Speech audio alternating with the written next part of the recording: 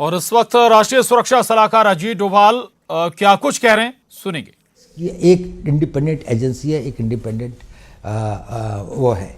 इसी प्रकार से बहुत सारे जो सिस्टम्स एंड स्ट्रक्चर्स भी चेंज किए गए। दूसरा जो क्षेत्र था जो है इक्विपमेंट का।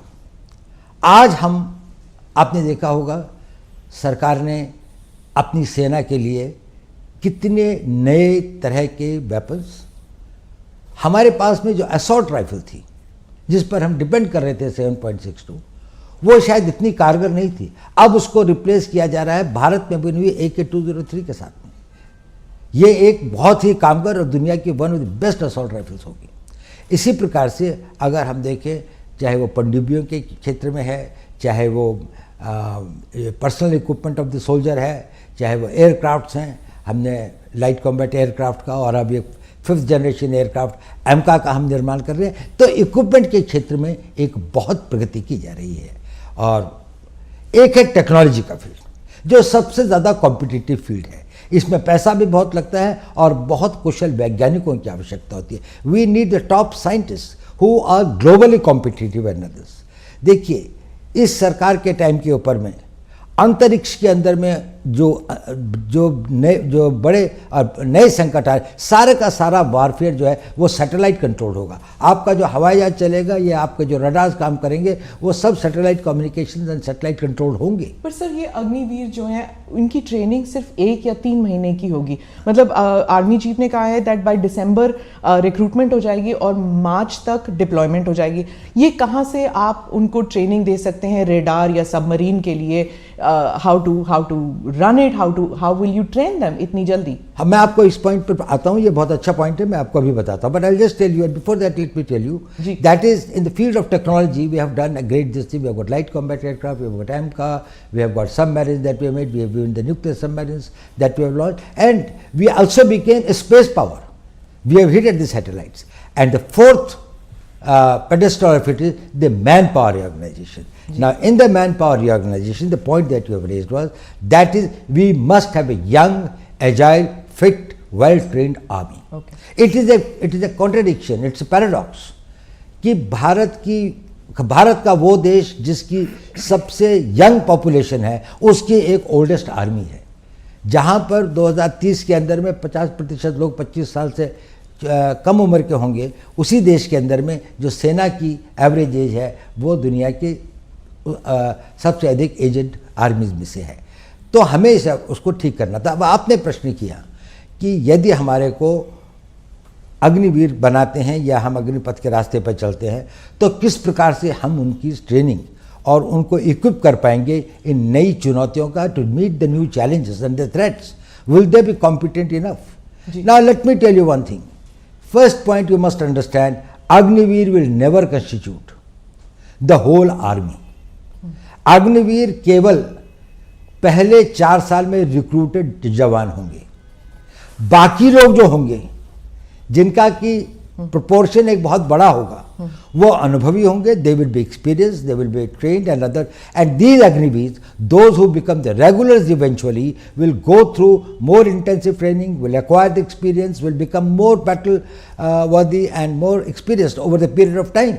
So Indian Army at any point of time will have a large number of people who, though recruited as Agniveer, but had been specially selected for their suitability, for their fitness, for their agility, for their motivation and for their aptitude for the job, and also did not have that sort of the personal problems by which they would like to leave the army and settle for something which is more stable and a personal life. So these persons will be well trained. So it is not only that the Indian Army will be having only this component. Yes, Indian Army will constitute at the level of the Jawans and the ORs who have been recruited through the process of Agniveer, specially selected, whose work, whose performance has been monitored and digitally monitored through various complex processes over a long period of time. Selection is one part.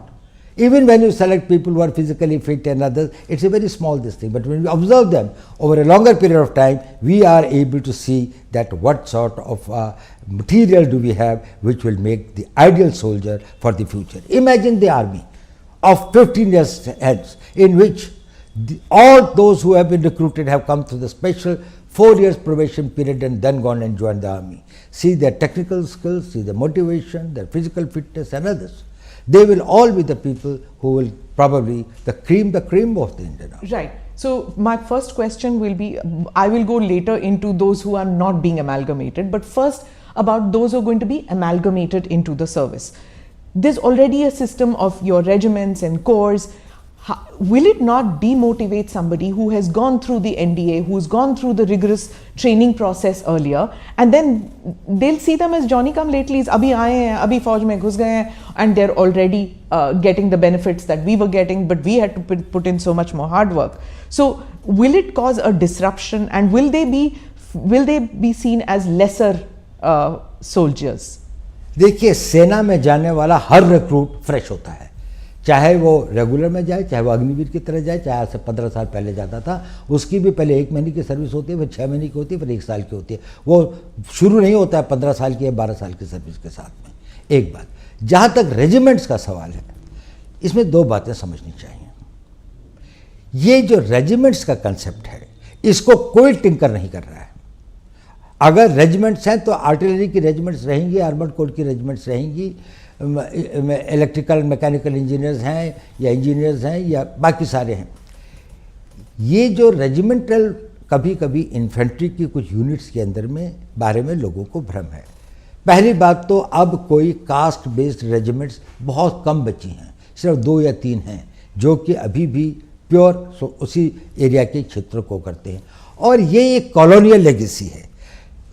अंग्रेज ये चाहते थे कि कोई भी चीज़ pan India ना हो, और वो ये चाहते थे कि उनको किसी न किसी वर्ग में बांटा जाए और उस वर्ग या क्षेत्र के प्रतिनिधि के रूप में जाए। उनका कोई नेशनल पर्सपेक्टिव नहीं हो, क्योंकि इससे उनके अपने कॉलोनियल एम्पायर को एक खतरा था। देखिए, मैं आपको बताता हूँ, इसी इंडियन आर्मी को फर्स्ट टाइम ये नेशनल आर्मी के रूप में कब आई? आज़ाद हिंद फौज की तरीके से, when it became the Indian national army. क्या था उसका? 60,000 की फौज थी। कोई रेजिमेंट थी इनकी? थी रेजिमेंट। इनकी रेजिमेंट थी रानी झांसी रेजिमेंट, इनकी रेजिमेंट थी Mahatma Gandhi regiment, not an Ahir और राजपूत। और ये नहीं थी। और कितना सैक्रिफाइस किया इन्होंने? 60,000 में से 40,000 मारे गए। इतना एट्रिशन हुआ था। दुनिया के अंदर में किसी लड़ाई के अंदर में इतने एट्रिशन एंड कैजुअलिटीज नहीं हुई है जितनी इंडियन नेशनल आर्मी ने इम्फाल, कोहिमा के और सिंगापुर के बैटल्स के अंदर में गंवाए हैं। वो किसके लिए लड़ रहे थे? उनमें रेजिमेंटल प्राइड नहीं था क्या? उनके लिए वो नहीं था, वो भारत के लिए लड़ रहे थे। They were the soldiers of India. They called themselves as the Indian National Army. But so do the regiments here, right? That's now. right. So they will continue. Okay. That's what I'm telling you. They will have the nomenclature. There will be the regiment of this. I do not know how this concept has come that anybody is tinkering with the regimental pride or the regimental ethos. उसका अपना tradition होगा। अगर कोई एक battalion है, उसकी अपना एक वेलर है, उसकी अपनी एक हिस्ट्री है, तो वो हमेशा बरकरार रहेगा और उसमें बढ़ोतरी होती जाएगी। अब इसका हुआ ये है कि हमने ये कहा कि एक ऑल इंडिया कॉम्प्लेक्शन होगा इंडियन आर्मी का। इसको लोगों ने कहा कि रेजिमेंटल सिस्टम खत्म हो गया। रेजिमेंटल सिस्टम खत्म नहीं हुआ। इन्फेंट्री रहेगी, आर्टिलरी रहेगी, आर्मर्ड कोर रहेगा, सिग्नल्स रहेंगे। इन्फेंट्री के अंदर में भी ग्रेनेडियर्स हैं, के अंदर में गार्ड्स हैं, रेजिमेंट ऑफ गार्ड्स है। रेजिमेंट ऑफ गार्ड्स में किसका जाति के लोग हैं? कितना स्प्लेंडेड वो है उनका। ग्रेनेडियर्स है, उसमें किस जाति के, धर्म के, एक क्षेत्र के लोग हैं। हमारे जो परमवीर चक्र जो है, जब उनको मिला तो ये ग्रेनेडियर्स ने जितने ऑनर्स एंड बैटल ऑनर्स उन्होंने लिए हैं। तो ये सिर्फ हम ये चाहते हैं कि भारत के हर नागरिक, हर यूथ, हर युवा, every youth of this country who has got a desire and a motivation and feels a sense of commitment to defend the country, he gets an opportunity. His youth, his energy, his talent is poured towards making this country strong and impregnably defendable. What happens after those 4 years are over and they don't find space in the services, and they don't find space in the paramilitary? Because the reason I'm asking is कुछ loose comments आए हैं कि वो plumber, electrician बन सकते हैं, security guard बन सकते हैं। तो फ्यूचर को लेके थोड़ा बहुत एप्रीहेंशन कर लीजिए या डर है लोगों में कि how will they come, how will they be better off after the 4 years? Will they have a skill set which is market friendly, which they can get jobs? I think this is one of the biggest misunderstanding that has been created either deliberately or by lack of full knowledge and understanding of this thing. We are talking about a young man who is 22 or 23 years old, has done 4 years of service, and now is in the market. Compare him with any other 21, 22 years old man who has not become Agniveer. This person has become disciplined. He has got the capability to work in a team. He has learned skills. He has developed the confidence, and he is trainable. His mind and his vision, he has got an all India perspective. So he is much more equipped to face the society. On top of it, he has been given a qualification that will be +2. That makes him comparable with any other persons in his age group to which the others are joining. So there is no avenue that has been debarred or closed for him. इसके लिए वो सारे रास्ते खुले हैं. उसके बाद उसके पास में 11 लाख रुपए के लगभग पैसा भी है, जिससे वो कोई नया कोर्स कर सकता है, आगे की पढ़ाई कर सकता है. यूनिवर्सिटी में जाना चाहे तो यूनिवर्सिटी की पढ़ाई कर सकता है. उनमें से कोई अगर टेक्निकल स्किल्स ज्वाइन करना चाहे तो पॉलिटेक्निक्स और उसको ज्वाइन कर सकता है. आजकल एवरेज एज सेटलमेंट की अपने करियर में 24-25 साल 26 साल होती है. देखिए, आज हम उस ज़माने में हमारे एज स्पैन के साथ में 1 लाइफ 2 कैरियर्स की बात करते हैं. अब तो लोग 1 लाइफ 3 कैरियर्स की बात करते हैं. कंपेयर करें, यही आदमी अगर 15 साल के बाद जाता तो 32, 33, 34 साल का होता. इस वक्त में अब उसको कोई ना ट्रेनेबल है, उसकी एज जितनी भी नहीं है कि वो घर में बैठ जाए, क्योंकि अभी उसकी शादी हुई 3-4 साल हुए हैं. अभी उसके पास कोई छोटा बच्चा है जिसको पढ़ाना भी है. कोई लड़की होगी तो वही 15-20 साल के बाद शादी के लायक होगी. उसके पास में जिम्मेदारियाँ ही जिम्मेदारियाँ हैं. पहले का ज़माना फ़र्क था. ये जो सोल्जर था वो गांव से आता था और गांव वापस चला जाता था. गांव में रहने के लिए उसके पास थोड़ी ज़मीन होती थी और पेंशन पर गुजारा हो जाता था. आज पेंशन पर उसका गुजारा नहीं हो सकता, तो उसको सेकंड कैरियर की आवश्यकता होती है. 34 साल के बाद में इसका 40 साल का जीवन अभी और बचा हुआ है. इस 40 साल के जीवन में ना उसको हम नई ट्रेनिंग दे सकते हैं, ना उसको कहीं पर अगर अब्जॉर्ब करें तो वो एक नए कैरियर की नई शुरुआत, नई जोश के साथ में उसको आगे बढ़ा सकता है. तो इसलिए इसको ये रखा गया है कि अगर वो 4 साल के बाद में आते हैं तो उनकी ट्रेनिंग, उनका डिसिप्लिन, उनका बैकग्राउंड, उनका आर्मी का कैरियर उनको समाज में एक ऊंचा स्तर देता है. उसके बाद उनके पास एजुकेशन भी है, और ये टॉप ऑफ इट है कि सरकार ने कहा कि 10% CPMF में होंगे. डिफेंस फोर्सेस के अंदर में, जो डिफेंस मिनिस्ट्री ऑफ डिफेंस के अंदर में कोस्ट गार्ड है, बाकी चीज़ें हैं जो कि उनके उसमें अंदर में आती हैं, डिफेंस सर्विस कोर है, और जो उसके अंदर में और काफ़ी मिनिस्ट्री का है. अब देखिए, ये 10% अग्निवीर का नहीं है, ये 10% उनके यहाँ भर्ती होने वाले लोगों की हैं. तो अगर फर्ज कर लीजिए कि CPMF की भर्ती 40,000 या 50,000 की है तो उसमें 5,000 जाएंगे. ओके.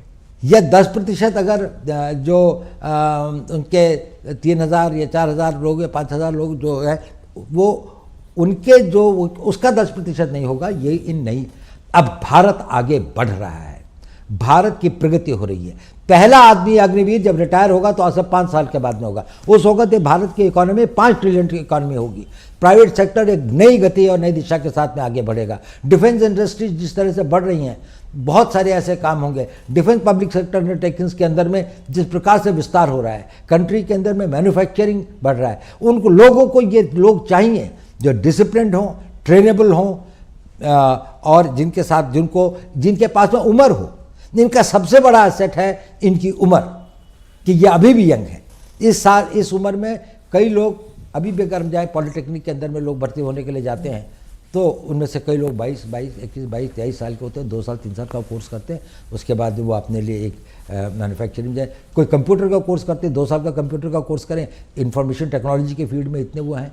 सर, तो इनके लिए स्थान ज्यादा होंगे, इनका भविष्य टोटली सुरक्षित है और इनको किसी प्रकार की चिंता करने की बात नहीं है, क्योंकि इनके पास में 22 साल की उम्र है, इनके पास में 4 साल देश की सेवा करने का एक सर्टिफिकेट है, इनके पास में एजुकेशनल क्वालिफिकेशन की एक वो है, और उसके अलावा इनके पास में एक ऐसी धनराशि भी है जिससे इसको इन्वेस्ट कर सकते हैं। और अभी इनकी इनकम्बेंसीज नहीं है, अभी इनके परिवार नहीं है। जो ट्रेनिंग के लिए चाहे तो कोई मद्रास जाना चाहता है, कोई कश्मीर जाना चाहता है, कहीं भी जा सकता है, वो मोबाइल है। जब वो 34 साल की उम्र में आप उसको भेजते हैं, उसके साथ सबसे बड़ा अन्याय है, क्योंकि ना तो वो घर बैठ सकता है, ना लोग ऐसी जगह पे जा सकता, अपने क्षेत्र से बाहर भी नहीं जा सकता। आई गेट दैट अबाउट कि जब वो बाहर निकलते हैं ना। तो सुन रहे थे आप राष्ट्रीय सुरक्षा सलाहकार अजीत डोभाल को अग्निपथ योजना पर, और इसके साथ ही बुलेटिन में बस इतना ही। खबरों का सिलसिला जारी है।